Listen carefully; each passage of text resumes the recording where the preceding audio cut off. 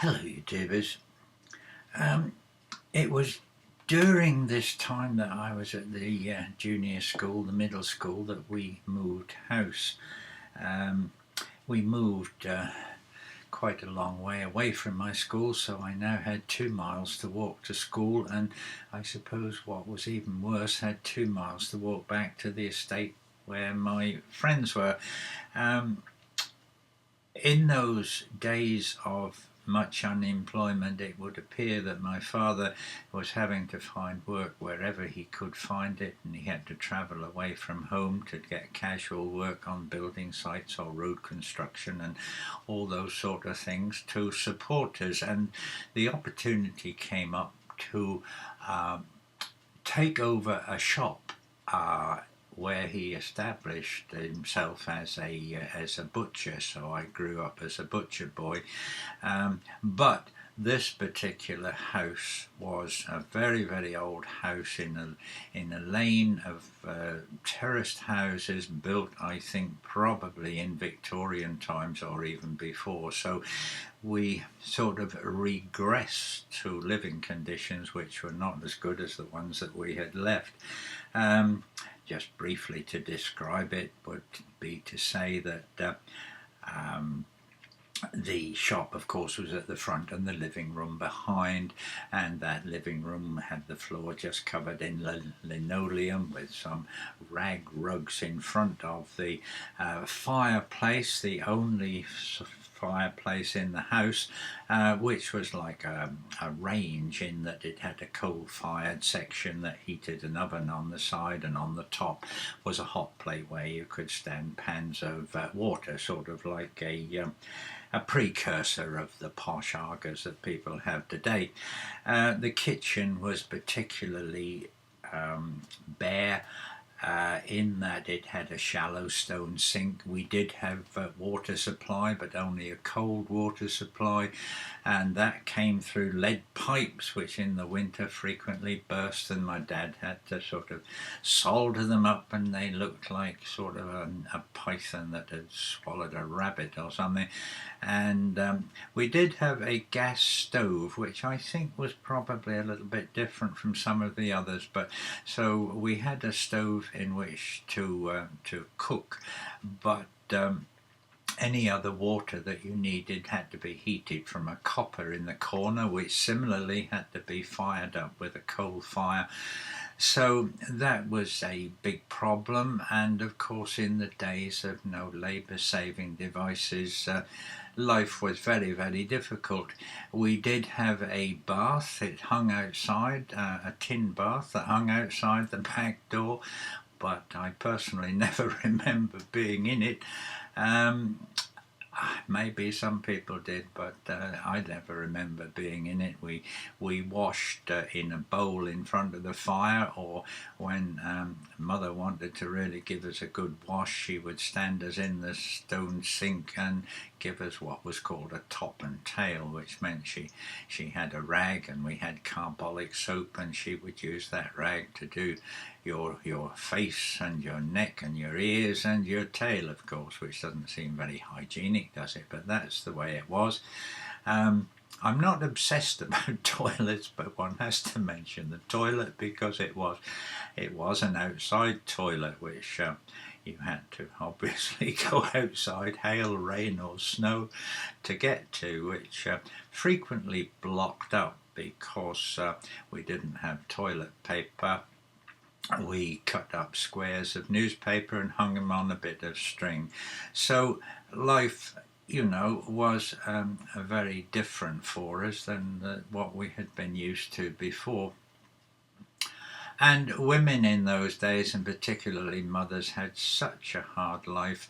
I mean, they had to do their washing on a scrubbing board, and then put them in this boiling water, and then rinse them out and turn them through a mangle, and put them out to dry, apart from doing all the cooking for the family and all the mending of clothes that one had to do in those days. So looking back, if you look at it now, you think, oh crikey, that was a bit of a hard life. Well, I suppose it would be if we had to go and do it today, but it was what one did. And I think it established our character, if you like. Um, Children were expected to help with the housework, chopping up of kindling wood, beating the rugs out on the line to get rid of the dust and bringing the coal in, and any jobs they were asked to do, and that was part of life. I don't remember having any toys as such. I think our big top of our wish list would be to have a bicycle, which I think most of us did achieve eventually, but that was sort of given as a reward if you passed an examination or you did something that warranted such a gift. So life was very, very hard, but I think it established our character, which forms our future life. There's an old saying, isn't there, that give me a boy to the age of 7 and I'll show you the man. And that, of course, is perfectly true. And I think I learned from, say, my mother. Certainly learned respect.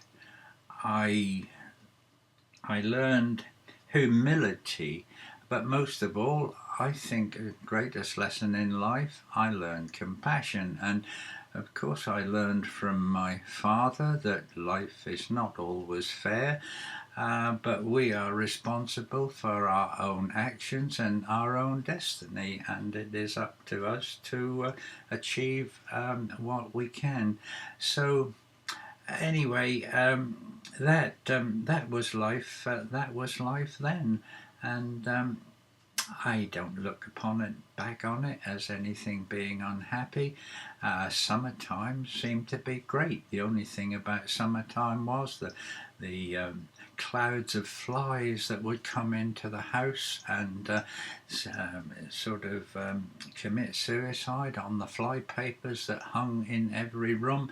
It was the winter time that was not very pleasant because we had no heating, and it was obviously extremely cold.